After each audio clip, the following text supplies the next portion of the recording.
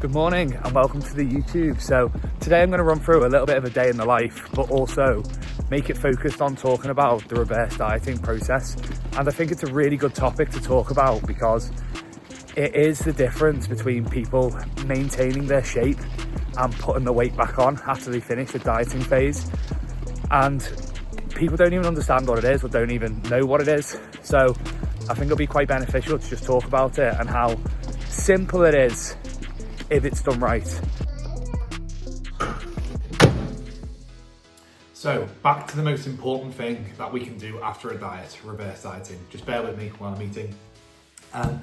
So what is a reverse diet? Basically, the reverse diet is increasing your calories slowly, so you see no unwanted body fat gain. It's where everybody goes wrong, really. Anybody can get in great shape through dieting. You watch your calories, you do more exercise, you remain consistent. Most people can get in great shape.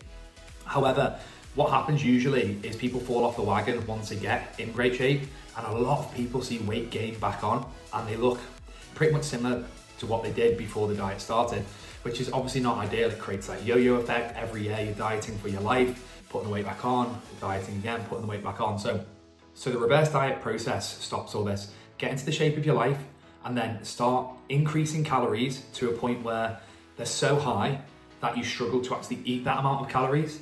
And once your body has adapted to eating that amount of calories and your body's in maintenance, not putting on any body fat, you're golden then. No weight goes on. You're eating a decent amount of food. You're living a really good life because you can go out for food. You don't have to watch your calories all the time.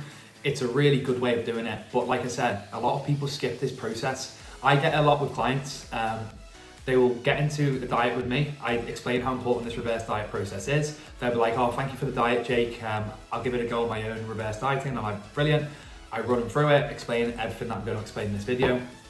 Yeah, they come back maybe 2-3 months later and be like, I need your help really quick. I've put 5 of that 15 kilograms that we lost back on. I don't want to make it 15 again and start again. And I'm like, okay, let's reset and go again. Well, it slowed that whole process down now because I want to get that 5 kilograms off them again through the dieting process, because I know that's when they were most happy, when they were 15 kilograms down, not 10 kilograms down. So that's the important thing. And a perfect example of how to do this is my client here. This client that I'm showing you now is 15 kilograms down, and I think she finished her diet phase on 1,500 calories. And then we managed to boost her all the way up to 3,000 calories a day, not including weekends, because I gave her freedom on Saturday and Sunday to just eat mindfully, be sensible.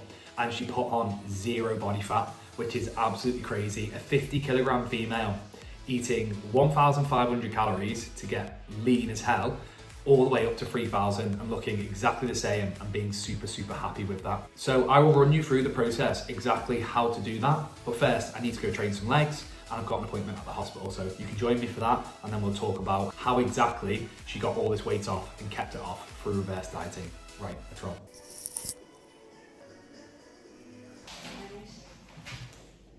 But I'd say John was probably one of my best pupils.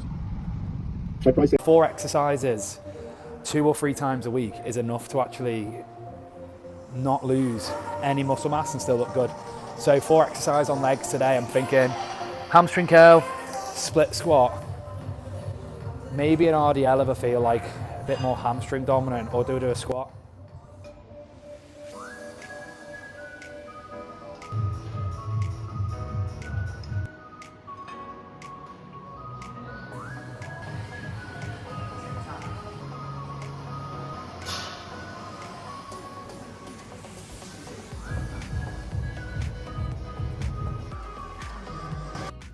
Not the best session that I've ever done, but it will do. So back to my client eating more calories than most people can dream of. So here's how we did it. Once we got to a point where she was super, super happy, as you can see in the photos that I put up, she was really, really lean. From there, we just need to increase the calories slowly. Slowly being the key word. Always start with a big boost in calories, so around 400 calories. So from 1,400, we go straight up to 1,900 calories. And that usually is a big enough boost so somebody isn't as hungry as they were in the deficit, but not enough calories to take them out of that maintenance and put on any unwanted body fat, which will have them therefore in a surplus. Most people can handle that 400 calorie boost. My client here, George, she was around 50 kilograms, so she is a small female. So for her to be able to have that 400 calories extra If you're over 50 kilograms, then I would say you're pretty safe with that 400 calorie boost. After that 400 calorie boost, things need to be a little bit more planned. So for me, I like increases of 200 calories every week. If your progress photos look very similar to the week before and you haven't seen any unwanted body fat accumulating on your physique, again, you need to look at the scales at this point as well, but you need to be a little bit careful of the scales also. The reason being is if you're consuming more calories, you're going to weigh more. That's because you've got more food digesting in your stomach, you've got more muscle glycogen stored, your bowel movements may slow down because you've got more to digest, so you may weigh a little bit more. And that's where a lot of females panic when they look at the scales. They see the scales go up a tiny bit, but in their photos they look exactly the same, or if not a little bit better, because they've got more roundness to their muscles from storing more muscle glycogen and a little bit more water in their muscles. So that's where like good coaching comes into play, where to keep a client calm, keep a client on the right track so they don't quickly revert back into a diet phase and end up dieting all year because they've seen a really, really small increase on the scales. One of the most important sayings I say to my clients is weight gain is not fat gain. It's a completely different thing. I don't care if someone gains 10 kilograms of weight if their body fat levels stay exactly the same. So that's really, really important to note. Why it's important to go slow and balance that 200 calories that I may increase after the initial 400 calorie boost is for that gain in body fat if the person's body can't handle the extra 200 calories a week. What we can do is still increase calories by 200, but we can maybe offset it by increasing steps, increasing cardio, increasing a little bit of training intensity and things like that. So again, that's where it's good for a coach to balance things and look at the data. Whereas usually people giving it a go on their own may be a little bit overwhelmed or maybe be a little bit rash with their changes, being like, shit, weights went up, quickly reduce calories, or let's add in a shitload of cardio or load more exercise or loads more steps. It may not need to be done. So it's really hard for me to give you exact numbers on what you should do with your calories because every client is different. It comes down to how much you weigh, it comes down to how much your muscles can store. It comes down to everyone's individual metabolisms, how they deal with a calorie increase. So if you do need any help, feel free to reply to this YouTube video, message me on Instagram, whatever, and I can give you more specific targets if I know a little bit more about you and your training history and stuff like that.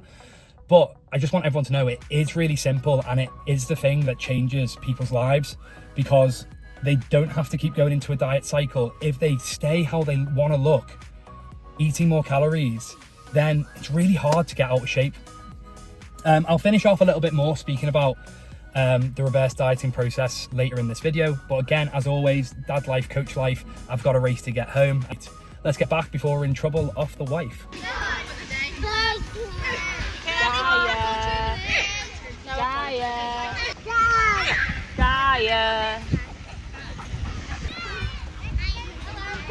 The day's almost done, so let's get to the end of this talk about reverse dieting. And I know it may seem really confusing, but I promise you it's not. The tricky part for most people is to be able to look at their own physique and be self-critical of themselves and be like, am I actually due more calories, or should I stick on these calories for a little bit longer and allow the body to adapt? And where the issue comes in is a lot of people have tried this themselves or seen a friend diet really hard and then put all the weight back on after their diet, and that's because they don't know how to reverse diet properly or they're not under the right guidance of a coach. So it can be done on your own, that's not what I'm saying at all, but it is harder than getting in shape. Getting into shape is easy compared to maintaining shape for the next 20, 30, 40 years. So you can avoid putting on the weight by just doing the increase slow and steady, and that's what a lot of people struggle with because they can't be bothered really. They've got to the shape of their life and they're like, right, diet's done now.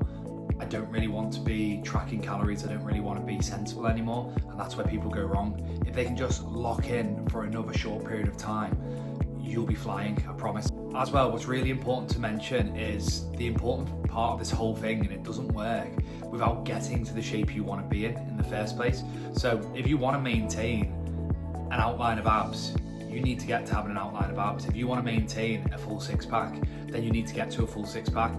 People start reverse dieting before they're in the shape they want to be in, and then they're unhappy with like the result of maintaining that shape. Well, you need to get into the shape you want to be for the next 20, 30 years of your life first. You can't expect to maintain it if you're not already there. So that's something that you need to take into consideration first. A hard diet or a hard gaining phase, putting on some muscle, may be needed first before you start reverse dieting. If you're someone who doesn't know what calories you're meant to be on to get into the shape of your life or to put on muscle mass, I've designed a guide. I'm going to put it in the bio here. I only usually send it to clients, but if you fill it out, it will give you a really good estimate of what calories you should be on for your current goal. So check that out in the bio. Hopefully you enjoyed the video, and I'll try to do some more educational ones like this. So stay tuned and subscribe if you want to watch the next one.